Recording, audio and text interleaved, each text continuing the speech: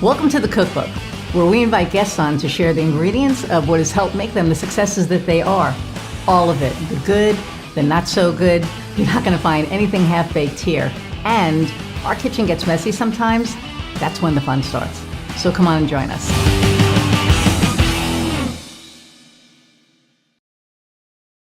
Okay, so hey, there are times when we all could use a little extra help and support in our lives. Whether there's something you're struggling with or just seeking connection with other people who understand what it's like to be in your situation, Inovia Behavioral Health can help.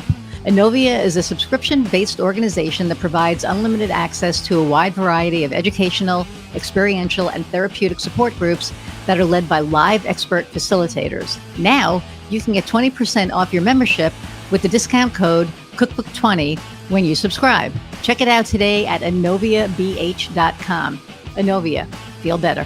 Hey everybody, and welcome to another episode of the Cookbook. I'm Iris Goldfeder, your host, and yes, I am all fancified today. What? Okay, so I have an event to go right after this, and of course I had to time it right after this. Shit happens. Okay, but I'm super excited about my guest today.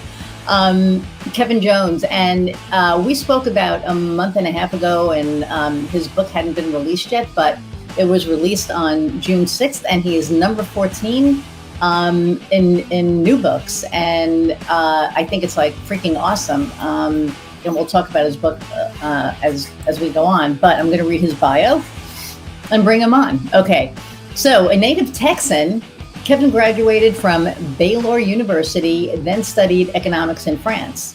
He then began his career as a French translator for a major telecommunications company, which took him to London. There, he moved into a public affairs role, working closely with UK members of parliament. Okay, that sounds pretty badass. When he returned to Dallas, he began his career with Ernst & Young. As he progressed through the ranks, he discovered his passion for helping people do what they do best. Along the way, he earned his International Coaching Federation certification and holds the Associate Certified Coach, ACC credential. In his last role with EY, he became the America's head of leadership services, where he led external client engagement around EY's leadership development service offerings, including group and individual coaching. You notice how I know a lot of coaches? After retiring from EY in January 2023, Kevin founded Concilium Coaching, a boutique coaching firm dedicated to helping leaders in the LGBTQ community and their allies, where he puts his passion into play every day. And you all know how close to my heart that is. Kevin is married to Simon, Asthorpe? They have two Boston Terriers, Pippa and Birdie. They love working in the garden, and Birdie is Bertie, not like Birdie, like the flying birdie. They love working in the garden and traveling. Kevin is the author of the book, Opening the Corporate Closet, Transforming Bias to Gay Advancement in Corporate America, and that's why I hit number 14. So without further ado, let's meet Kevin. Thank you, Iris. It's great to be here today. I so appreciate you having me. No, it's great. I mean, after we spoke, I was like, duh, come on. So, I mean, so number 14 in new books. So is that like, what kind of a, because I know there's like the bestseller list and all these other lists. So what kind of a list is that? It's crazy because I didn't really know anything about it until I got into this industry and started writing. But every day, Amazon posts their top 100 new books that have come out. Oh, and cool.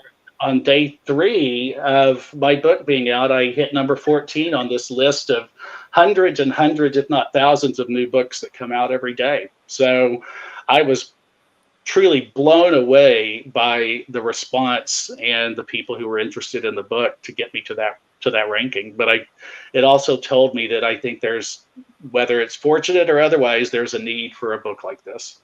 Yeah. Well, I mean, I think, I guess it is unfortunate, but the fact that there is a resource for that is huge, because, we're in this, climate of DEIAB, and there are a lot of companies that are more performative than actually Yes. walking the walk. I happen to be working with a client who is walking the walk, which is wonderful. I wouldn't be working with them if they said they were, but it's just so nice and refreshing, right, to see that. And again, in this climate, it could go either way. So hopefully things are moving in a better direction. For all of the diversity, for us, for Black America, for anybody who's not a white cishet male. I'm just going to throw it out there. Exactly, and I think I agree with you, and I think we're in the middle of taking that one step back before we're ready to take two steps forward, and we're just taking a breather, and then I think it's going to be a knockout. Yeah, I think you're right. Well, Paula Abdul, right? Someone is at the front door. Well, this is going to be interesting.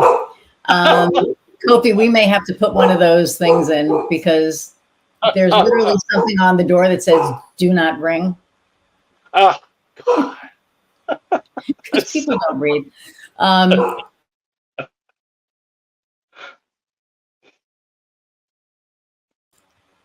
Okay, maybe that won't be so bad. Sorry about that. It never fails. I get a delivery during every podcast. Usually don't. And usually my dogs will get somebody else's dogs going, and it's like this, round robin thing. But so, but I think that we're kind of at a point that there's the generation that's coming up now doesn't care. Except for the ones that are growing up in the households that, are going to, because, it all starts at home. But I think that now kids are learning to think for themselves younger and make their own decisions and determinations and stuff like that. So I'm really hoping that, this is the generation that changes everything. And I hope that I'm here to at least see some of that because, at my age, who knows how long it's going to take. So, that's great.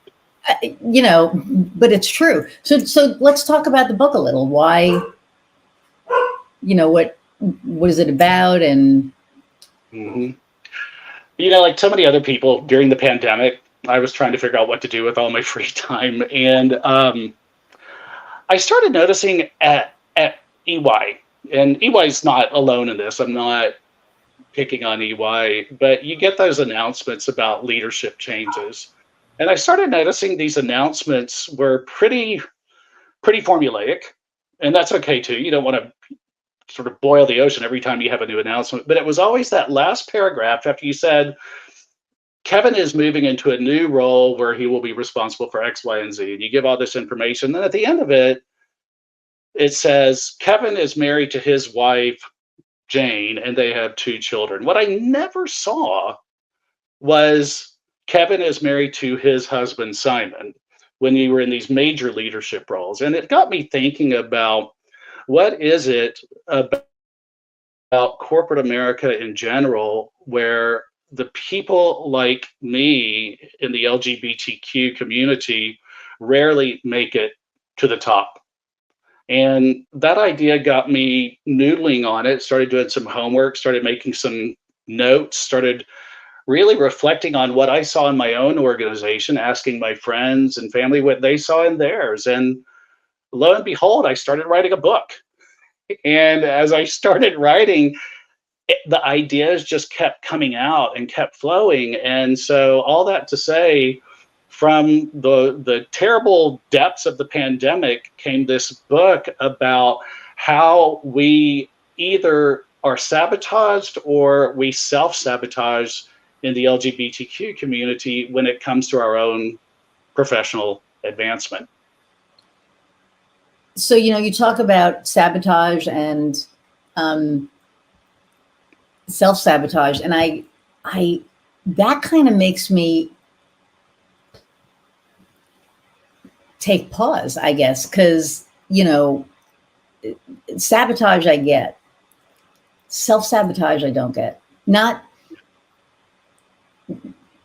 yeah, because like, why would you want to screw up your chances for advancement? Is it fear of, and, you know, to your point, with them sending an email out congratulating everybody and oh, wife Susie, and, you know, and they don't talk about you. I think that's a big thing. And I want to see what they do with my wife's next promotion. Because the last time she got promoted, they really didn't talk about family. They just talked about, but I don't know if they do for anybody. So I have to ask her that. And it's a great point. That's going to be interesting, but go ahead. And a lot of it is because, you know, I think more and more companies have started doing that personalization since the pandemic, when you don't get to meet people live, so you want to know a little bit more about them. And so I think it's a great idea, but it also highlights the fact that there aren't very many people like us. True, which that's sad. And, you know, one of the things that I noticed, so in my wife's company, I'm not going to name it because just in case, but she did I ever say it on it? Well, I'm not going to now. Anyway, she works for a steel company. Let's put it that way. And it's a very male dominated industry, right? And the CEO who's in place now celebrates, and actually I could probably say it's Nucor, and the CEO, I love him because he celebrates diversity and he walks the walk. He sends, you know, video messages out talking about, you know, how important diversity is and how important it is that everybody feels included. You know, he talks about DEIAB. They actually have a diversity, not panel. Oh, she's going to kill me. What is it? Well, anyway, they have like this diversity thing that, you know, she goes to. And then they also have, so there's the diversity. And then there's also a woman, you know, a women's group for women in steel. And it's really interesting. And I know that one of our friends, you know, who's a gay woman, got promoted to GM to one of, you know, so they're really walking the walk. And steel is, you know, man, you would go into those steel mills and those guys were, you know, hardcore, you know, just drinking whiskey at work. You know, obviously they can't do that now because it's a steel mill and they drug test and all that other stuff. But, you know, back in the day, there were the rough and gruff guys, and, you know, and now it's like all different, like people, she's so respected where she works. Like I was, you know, she works in, you know, we're in Indiana, and, you know, I was very concerned when we first moved here about her safety, and they love her. They like protect her. They're like, yeah, let somebody fuck with you. Let them try. Right. And I wish that it could be like that everywhere, because the CEO before this guy was not, you know, like that. So to your point, a generation ago, like just 30 years ago, imagine that same scenario. Oh, how different it no, no. You know, I think that we've come, and it, you know, we've come so far. We really have. Yeah. And should I go there? You know, we were really far, you know, till probably about 7 years ago, 6 years ago, whatever it was. And we were making progress everywhere. You know, I think Black America as well as us. And we got knocked back about, you know, 50 years. Yeah. Which, you know, and it's funny, I've never spoken about this on here like this, but we have. And it's the progress that we've made, I'm very hopeful about. I just hope it keeps going that way, because you're right. 30 years ago, this wouldn't even be a conversation. No, it absolutely wouldn't have been. 20 years ago, it wouldn't have been a conversation, Kevin.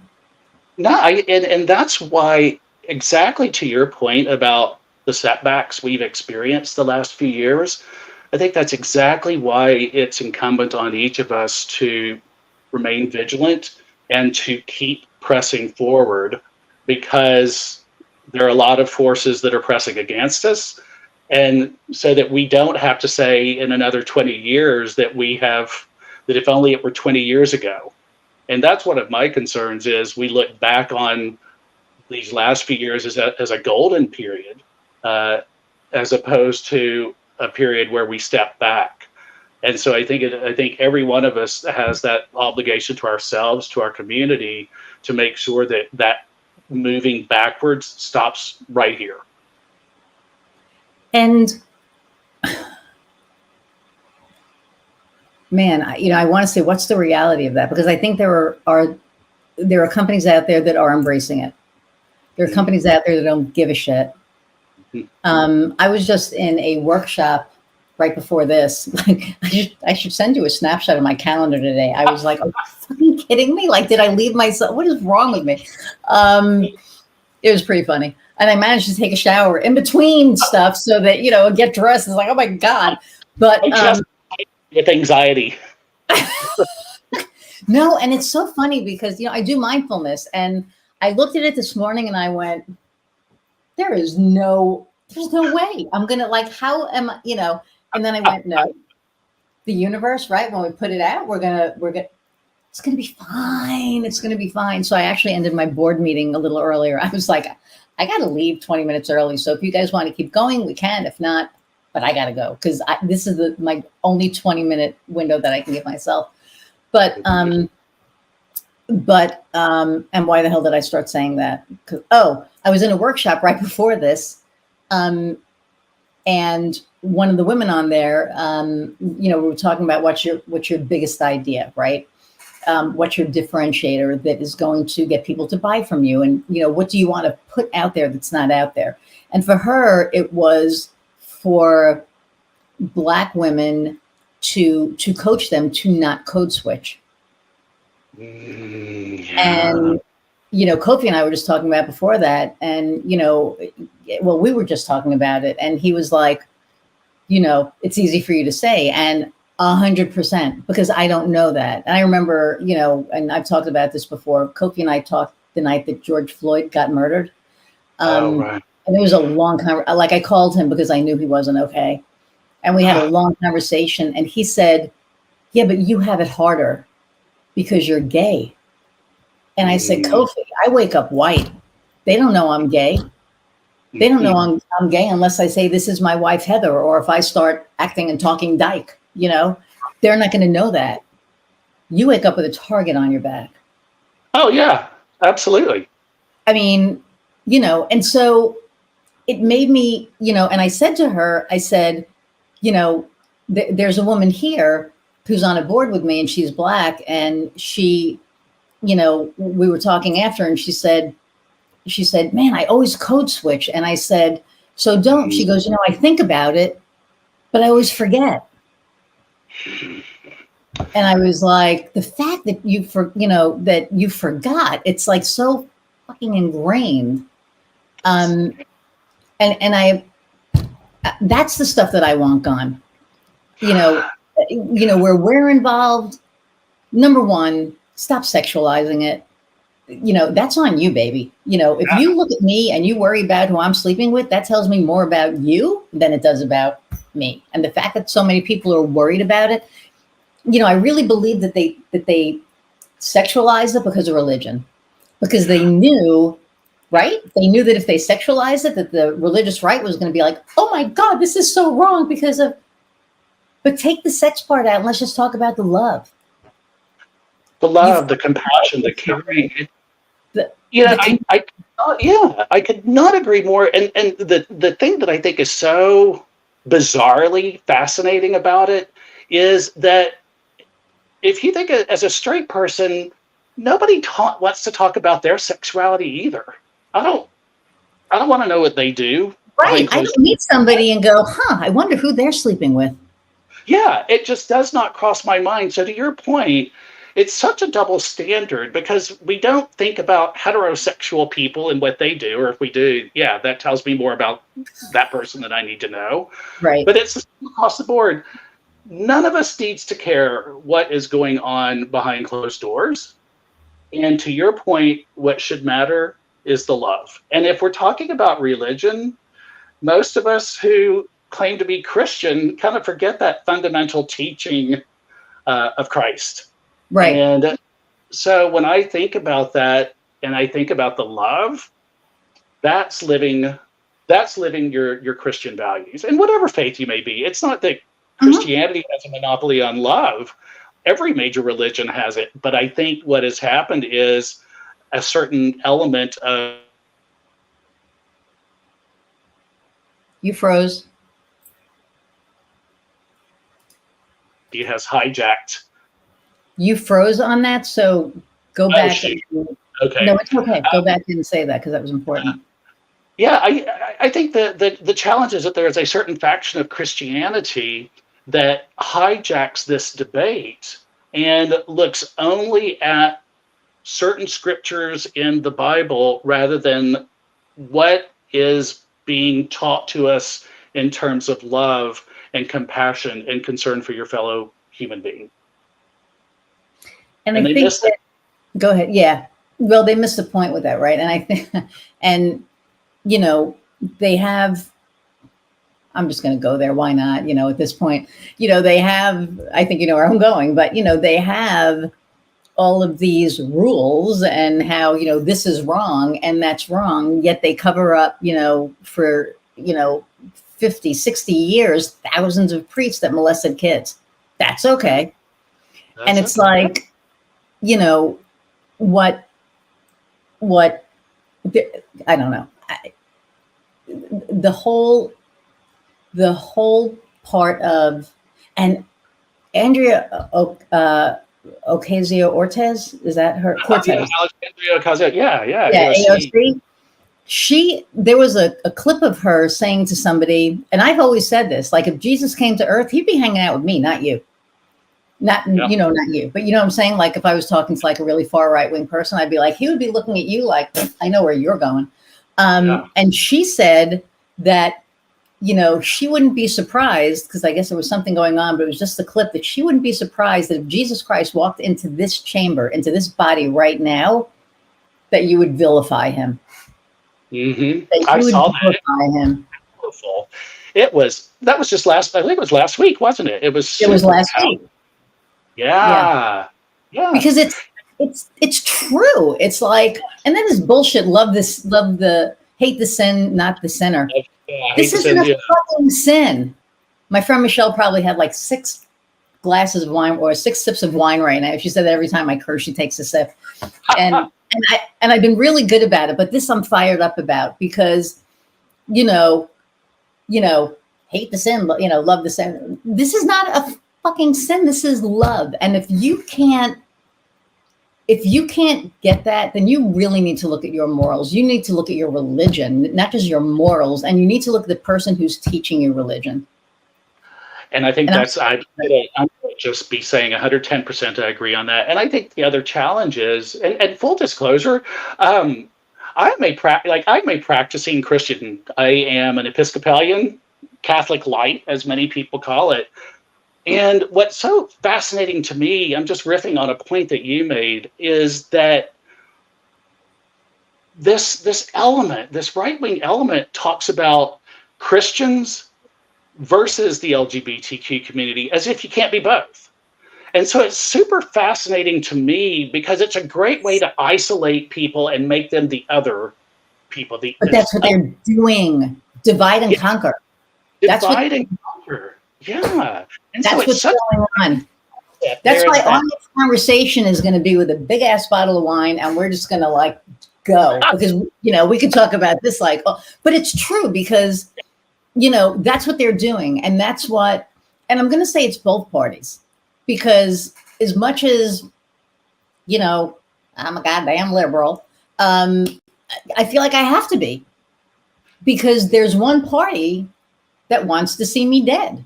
Or that wants to get their people to want to see me dead, right? And then there's another party who wants to celebrate my rights and celebrate my marriage and, you know, use jails for what they're meant for, not, to keep a part of the population down and, get rid of the other side of the tracks bullshit. Right. That's the party that I have to go with because, and so that, that's kind of where everything is for me right now. It's just it's black and white. There is no more gray because they took the gray away. Took the gray away. Absolutely. Yeah.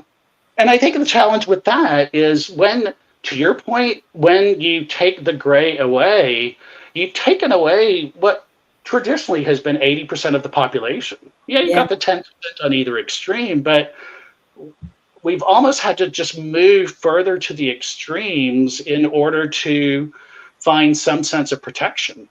Yeah. And I think the only way that we get through this is for us to start trying to see each other, the right wingers and the left wingers. How do we get closer to that fence again? Even if we don't cross the fence, how do we get close enough to have the conversations again? Yeah. I miss that. I was always raised to, you don't talk about, what is it? Politics and religion. And those were my most favorite conversations because there was a time where you could have a conversation about, politics and, people do get passionate about certain things, but then there was that midpoint where you could come together and be like, and I miss that. I really miss that. But okay. So your book, talk about your book. What is it about? Like, I know why you wrote it, but, let's talk about, what it's about. Yeah. So I kind of think of it as a book of two halves. The first part is telling my own story and how I grew up in a Southern Baptist household in Southeast Texas. And for all of the ups and downs that came up with and how I continued to sort of be closeted through my high school and my college years. And then finally, once I made it out into corporate America, I came out of the closet, moved to England, went back in the closet, came out again for a final time. So there's a lot of this kind of setting up my own story and how typical it feels for many people of my generation, Gen X. And to your point, I totally agree. And I'm so thrilled to see that these younger generations aren't facing the same kinds of things that we did when we were growing up in corporate America. So there's that element of it. And then I start digging into more sort of statistical information, but still with stories that are wrapped around that. Like the surprising one that 37% of people who are LGBTQ in the workforce are still closeted. And so we some of that, and I dig deeper into some of those data points to understand what's going on here. And then I kind of wrap it up with what you and I were talking about. What could the future look like? What if? And so there's the story, there's the data, and then how do we pull this all together so that we have an inspired future rather than taking these steps backward? Yeah. And I think that is so awesome. And you're right. It's sad that it's needed, but I think it's neat. So you were in the closet, out of the closet, back in the closet, out of the closet, in and then out again. That's insane. That must have been like a revolving door for you. It was. And I'll tell you about it. What I was thinking about is, and maybe you've had similar experiences in your past, but when I was thinking about it, those were sort of my official coming out and going back in the closet, coming out and going back in the closet. And I write about this in the book. Almost every day, if you're in corporate America, again, depending on your role, you might come out every day, or you have to decide whether you want to come out every day. In my old role with EY, I had external clients. I'd have new clients. I'd have suppliers. And somebody would see my wedding ring and say, oh, yeah, how long have you and your wife been married? I have to decide. Do I Yes. care enough to say, actually, pause? I'm married to Simon. All of that, right? But we are faced with so many situations on a day-to-day basis, practically, where we have to decide whether we're going to come out again. Yeah. You know, It's like a that's, revolving door. Yeah. God, what a way to look at that. And it's funny. I had a client who she's a Bibleist. And why on earth did you work with a Bibleist, you might ask? Because I had a decision to make. Mm. If I didn't work with her, was I any better than the baker who wouldn't bake a cake for a gay couple, right? Only difference was she didn't know that I was gay. She had Mm. no idea. And I could have come out right there and said, hey, I'm gay. You probably, you know, and she would have been like, oh my God, no. But I came home, I talked to my wife, and I said, so I kind of have a little bit of a moral dilemma here. Mm. You know, I I really think she's a kind woman, but she's a freaking Bibleist. And she believes that God wrote the Bible and that this is, you know, the word. And, you know, I know that if I tell her I'm gay, she won't want to work with me. But I also know that if I do that and I sabotage it purposely and I don't give her the chance to get to know me, that I'm almost doing a disservice. And I feel that I was brought to her for a reason, because in my life, Kevin, there are no accidents. People I meet, especially, I mean, the last few years, and we'll talk about that. But, and she said, you have to do what your heart tells you to do and what you feel is morally and ethically right. And I slept on it, and I took her on. And I took her on. I went above and beyond. She never knew I was gay. We never talked, you know, it never came up. It never came up. And then one year, we'd been working together for 3 years. And my wife and I always go to Pittsburgh, you know, for Christmas to spend time with her family. That's where her family's from. And so we always did our, you know, first quarter planning. So we had lunch, and, you know, she goes, you know, I've never asked you. She goes, you know, I see the wedding ring. She goes, you know, what did you and your husband do for the holidays? And I said, well, my wife and I went to see her family, you know, and she went, oh, and she went, oh. And we had many a conversation about gay people and her, you know, not agreeing with it. And she went, I feel so bad. And I said, don't.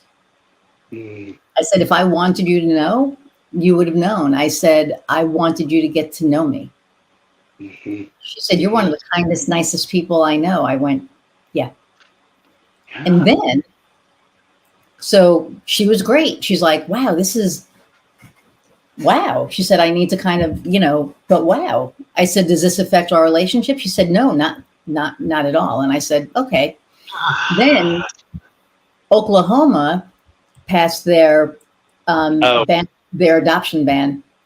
And I was in her office when it happened, and she said, oh, good. And I said, oh, good.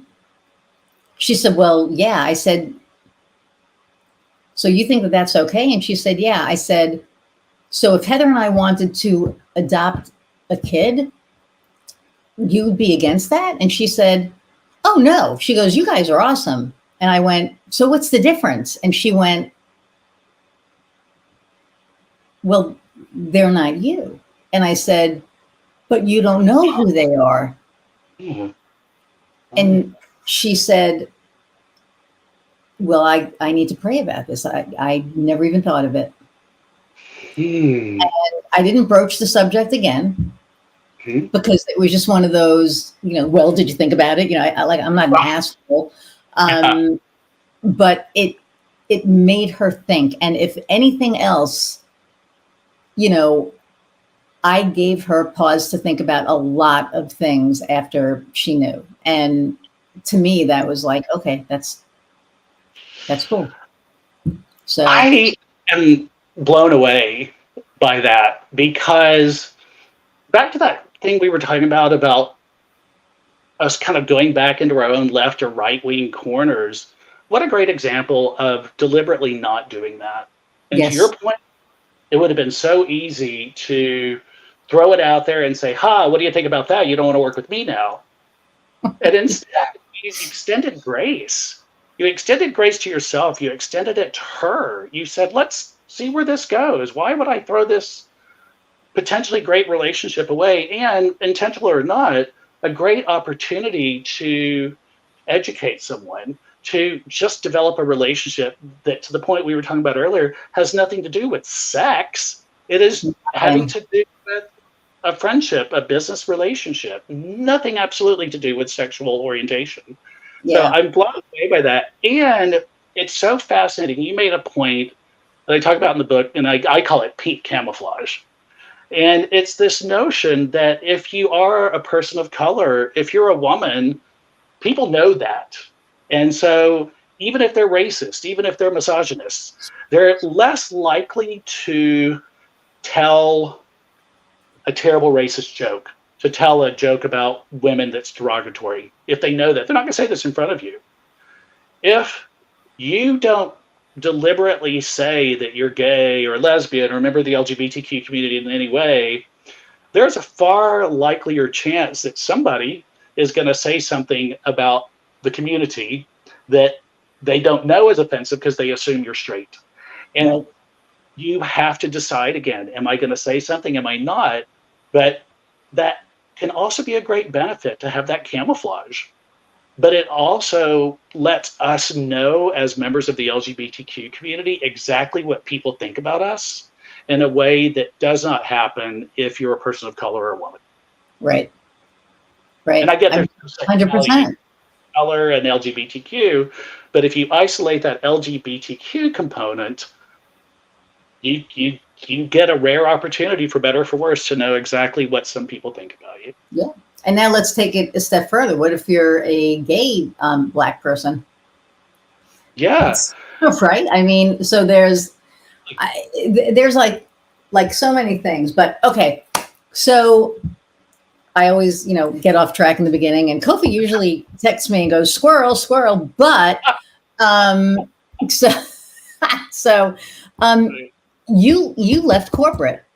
So why did you leave corporate? It's I never started out thinking I would leave corporate. I truly thought I would retire from EY, corporate America. I mean, I did retire. Let me. Technically, I retired, but I left. And the reason I left is because when I got my coaching certification a few years ago, and I started coaching within EY, and then I started coaching some of our clients. What I realized is this was really where my passion is. Um, I loved what I did within the organization, within the firm, but I didn't get excited about it. I didn't get so passionate about it that it just got me out of bed every day. And I finally realized that that's what I want now. I want to do something. I developed a great career. I feel like I made a huge difference. And now I'm at a point in my life where I get to do something simply because it fires me up. And I'm going to do a shameless plug for this book that has just changed my life, David Brooks, The Second Mountain. And you probably heard of this. And he talks about, if we have the financial and other means as we progress in our careers to make a difference and make a change, we have a moral and ethical obligation to ourselves and our society to do something where we can employ that moral and ethical core as we go about making positive societal change. And so that really is what did it for me. I decided I want to go into coaching full time, and I want to get this book out there. And the best way for me to do that and clear my head is to leave corporate America so that I can create this new identity and start climbing this second mountain. I've asked so many people, what made them decide to become an entrepreneur. And I know that's not how I framed the question, but I think that's one of the best answers that I've ever gotten, like seriously, truly. And, because it's true. We have we do have a responsibility. I mean, if we have a platform, like I have this podcast, and I've used this podcast for so many different things because my guests' journeys are so different. I had a woman on here who went through an 8-year abusive relationship, so we talked about domestic abuse. We talked so many different things. And for me, it's the journey. It's what got you here, and, usually it's not smooth. Usually it's messy. But to become an entrepreneur because you felt this calling to do, because you were in a position to be able to do something, to help the cause. I think that is, I'm kind of blown away by that. So thank you. I love that. So thank you. I think you're going to end up being my brother from another mother. And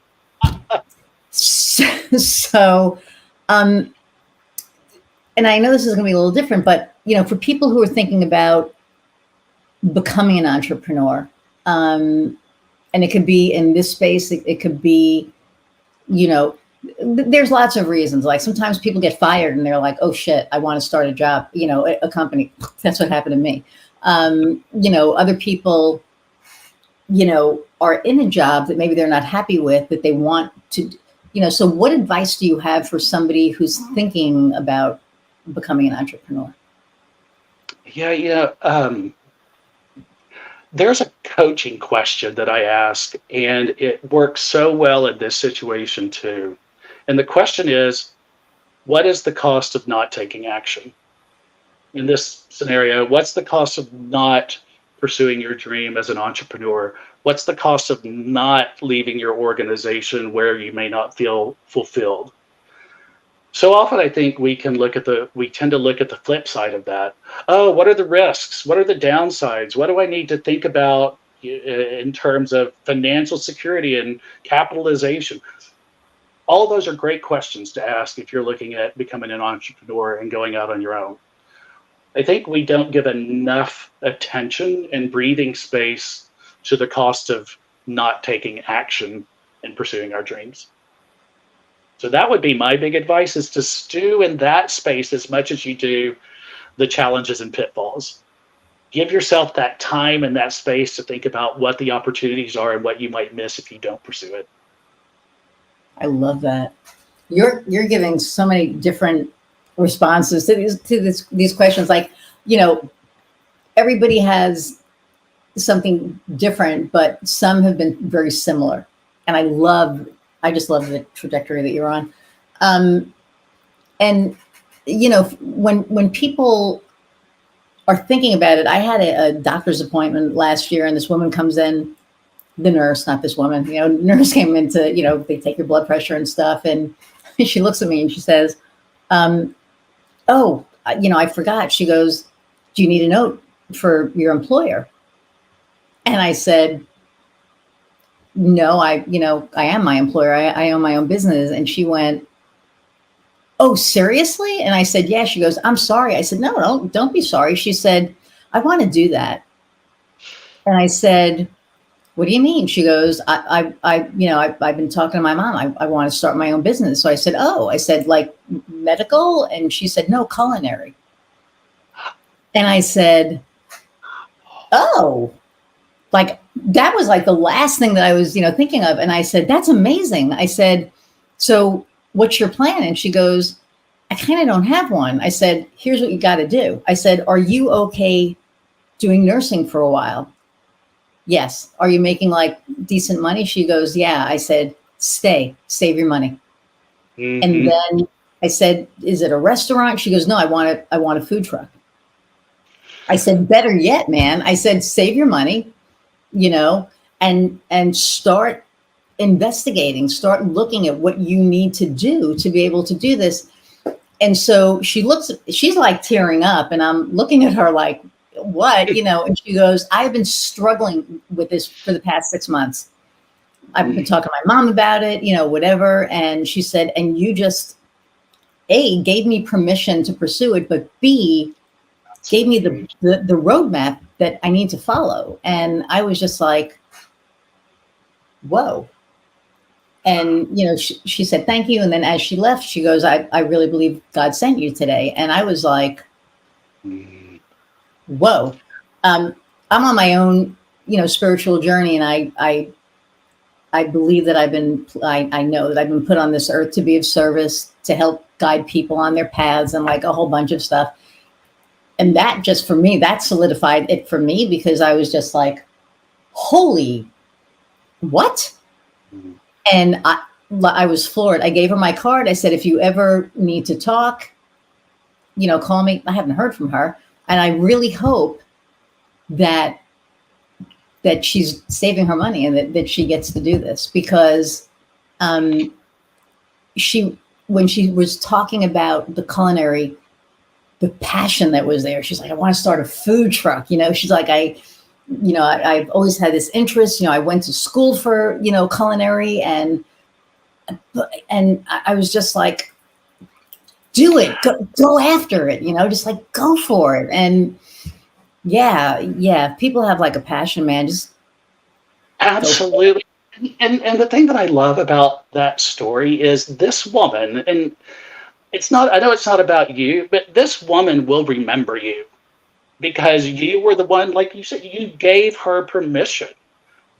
Those are rare opportunities and encounters. So whatever she does with that, she's going to remember that you were the one who took the time to have that conversation with her. Wow. Now I'm going to get teary. Well, it's, oh, really? I feel like we're all here for a reason. We all have a purpose. And, in entrepreneurship, we get to follow our passion. Like, people laugh at me. They're like, you do marketing, you're passionate about that? I'm like, hell yes, I'm passionate about it. I love strategizing. I love watching somebody's business grow. I love brainstorming. Like, I love just, you want to make me the happiest person in the world? Let's do a brainstorming session. Like, that just gets me going, because it gets your juices flowing. It gets your mind going. I don't think enough people, we use our minds. I mean, they're so freaking powerful. And the things that can come out of a discussion, a little, hey, I'm thinking about this. What do you think about this? It's so powerful. And whether God put me there, the universe, whoever, right, whatever we believe in, I do believe that I was supposed to be there to have that conversation with her. Yeah. And, the fact that she'll remember me that's neither here nor there for me. But the fact that I was able to do that, I think, I feel very, honored and lucky and blessed and all of that. So, right? Those moments that we have where we make a difference. And even if we never know, like you said, maybe you'll never know. Yeah. But I do agree. And I totally believe that God put you there for that reason. I think that we're all where we're supposed to be at any given moment, whatever. And, I do mindfulness, and it's about really being present in the moment and savoring the moment and really appreciating everything and being grateful. And,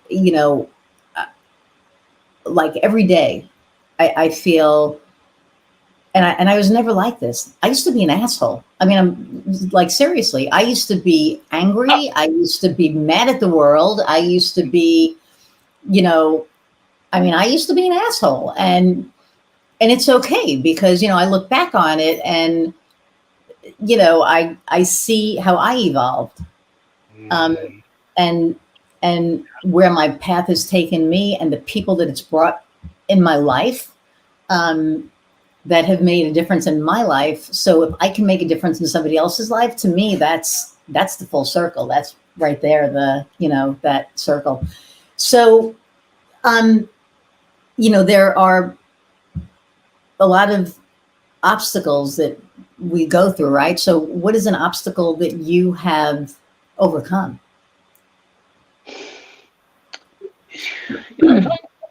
If I think about my own journey, I go back to this coming out multiple times and coming out more than once a day. The obstacle that I had to overcome, and I will take a step back. This is one of the beautiful things about working at an organization like EY, is that you can bring your full self to work. You may choose not to, but the environment is created where you can. And the firm will absolutely stand up for you in difficult situations if it comes down to an issue of your race or sexuality. And so, what I've had to overcome is I left that really comfy environment for an LGBTQ person. And out in the real world, if you will, um, not everybody has that same level of acceptance. And Right. so, what I had to overcome specifically was not giving a shit anymore that people think that way, and not self censoring, not self selecting out of opportunities because I was concerned about what someone would think if they knew I was gay. See, and I think that a lot of and that, and we can use that just to authenticity, right? So whether we're gay, whether we're, you know, whether we're we have ADHD, whether we, whatever our authentic self is, I think that people have hidden that for so long because they've been afraid to offend a prospective client, right? Mhm. And now I think people are, you know, kind of the mindset of, yeah, you're not a good fit for me. Mhm. And I don't want you as a client. And Right. right. And so I think, you know, to rephrase it for not just an LGBTQ, IA plus person, but more of just a being able to be authentic and run your business authentically. Um, Yeah. it's hard. There are people, I mean, yeah, we have the gay, we have the little gay spice added on top, right? Or the gay, level that, there's like another layer to it. But I think that for people who aren't gay, that, want to run their business a certain way, they have their own values that, they want to align with. And whatever it is, if it's somebody who doesn't want to work with me because of their values, that's fine. You know, Right. just be authentic. And it's hard for a lot of people too. And I think that, I've seen a lot of business owners where they were like, I don't know, Mm, you yeah. know, and it's like, do some inner work and you'll know. That's, I love the way you said that about the inner work, because I think one of the challenges that we face with authenticity is whatever our circumstances are, whether it's LGBTQ or something else, if there was something that happened, not even an incident, but we all bring our childhood to work every day. And we all have things that happened in our childhood, all of us, right? It's whatever. We're a product of our upbringing. And if you layer on that any sense of who you were as a child was somehow wrong or not ideal, it's more likely that you're going to have that challenge with being an authentic leader, authentic entrepreneur, Mhm. with being authentic throughout all aspects of your life, because you learned early on that it was better to hide something or to tone something down. Or yeah, I had a coaching client a while back who, she was in the C-suite and she was getting ready for her next role. And so I'm coaching her, and she got this feedback that she had sharp elbows. Sharp And elbows. Yeah, I'm like, what do you mean by that? I was curious, and she got this feedback from a group of men who were in the C-suite with her, that she had sharp elbows, and what that come to find out after doing some digging and digging, she was assertive. She stood her ground in meetings. It was feedback that a man would never get, and it rubbed people the wrong way that she did this. And so the term sharp elbows. And the reason I bring that up is because Wow. it really triggered her, because she was told all of her childhood to tone it down Yep. and to conform. And I'm Wow. paraphrasing, of course, but so it really pissed her off, because she realized, my God, this is what they're asking me to do, is to not be my authentic self in Yeah. order to fit into this mold. And so we had this great conversation, but all that to say, back to your point, we bring a lot of this from various aspects of our life where we don't we're not closeted for no reason. If we're a strong and woman who can stand their ground with any man, we're not. If we have been told before not to do that, that comes from somewhere, and we make decisions based on all of those things that happen to us as children and growing up. And Yeah. oftentimes that means we decide not to be our wait. I don't think we ever decide, like, I will not be my authentic self today. I think what happens is we know out of survival that there are certain things that we may want to pare back or exclude from the narrative in order to survive. Right. And I was told by a former coach like 6 years ago, maybe 7 years ago, to be less me. Because I went, Mm. okay, because I'm an East Coaster, I'm a New Yorker in Indiana, and I'm scared, like the group of people that, we were talking about, um, you're very intense, you're very, you know, your energy. And I'm like, okay. And I did for about 6 months, and I got work, I got the clients, but it was like, it didn't feel right. And then, like, the more I worked with with those people, it was like, yeah, we don't align. And then, I mean, I fired him because it was like, what do you mean, be less me? You're literally sticking me in like a bottle at this point. Like, I felt like, a butterfly where somebody put put you in the bottle, and then you put the lid on and you forget to put the holes in it, and it was just like, no. So when I decided to just be me and not give a shit about what anybody thinks, um, the people that I've been attracting into my life have been amazing, because they're the right people. And when you aren't yourself, you attract, and I'll put it this way, fake Iris attracted the people who liked fake Iris, but they wouldn't have liked, real Iris. And so, and I'm sure people listening to this who know me are like, fake Iris, what the hell? Because, she's been dead a long time. But, um, when I heard that, that was when I had to do inner work, because for me, it was like, who is my authentic self, right? Like, who am I? And, so fast forward, now it's 4 years ago, I guess, I started mindfulness and all of the things. And I really did all of the inner work, and I really found out who I was. And I really found out I'm pretty fucking awesome. I want to help people. I want to, just do all the things. And I don't want to sound like I'm, the most amazing kumbaya. I'm not. I can still be an asshole. We can all be assholes. That's human, right? But I don't hide anything. And you never have to worry about where you stand with me. I will tell you that, ever. And that goes for clients as well. And my clients work with me because I am 100% transparent. They know it. They know I'm not going to blow smoke up their ass just to make them feel good. And, that's the way it should be. So, what is your differentiator from other coaches that do what you do? What makes you stand out? Yeah, there are two things. And the first one is, even as a small child, I was curious.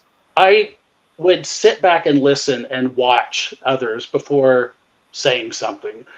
I have this natural desire to know more. And it serves me very well in a coaching environment because it lets me create the space for the other person to share rather than me interjecting my own opinions and thoughts. I get to stay in that curious space and ask them questions and make observations about what they've said that comes from this space of true, pure curiosity. And so that's one thing. But I can't not answer this question without talking about my fascination with the power of language and words that people use. Topic for another time, but I am an old English geek. Like I study old English before the Norman invasion. And so it's sort of a crazy thing. Okay. I digress. But there is something really fascinating about words and how people use words. And especially when you start noticing a pattern, maybe they've said that word a few times, it becomes powerful. And so I love the English language. I love how words are used and the richness of it. And so I get to use that in my coaching when I start to notice patterns or words that are used with a certain emphasis or passion. And that allows us to go to different places because the person often doesn't realize they're saying this word more than once. And then when you sort of hold up a mirror to them and they go, oh, yeah, that word goes through my head a lot. It just creates just this beautiful discussion that you wouldn't be able to have otherwise. Nice. Man, your answers. I know, Kofi, you're listening back there, and this is different than anything. I love this. And like, we're at over an hour already. This just goes. It goes fast. No. That is fun. This has been live for an hour. We're probably not exactly talking an hour, but it goes so fast. So imagine when we have our conversation with our spouses are going to be like, what are you doing? Come to bed. It's 2:00. But I want to really thank you for taking time out of your day today to talk to me and my audience and share you with us, because I think you're pretty awesome. So thank you for that. Thank you. And no, thank you. And the last question that I ask all of my guests, it's been a day. The last question I ask all of my guests is, what lights your fire? Yeah. So I've got two answers. I'll be brief. Professionally, it's that moment in a coaching relationship where their fire is lit. They know there's something they want to work on. Intellectually, they know what it is. Intellectually, they may even know what they want to do to get there. But when that fire is lit and the passion ignites for them to actually want to do something about it versus just keeping it in the intellectual space, and you move from that intellectual to the emotional aspect of making a change, that fires me up like nothing else.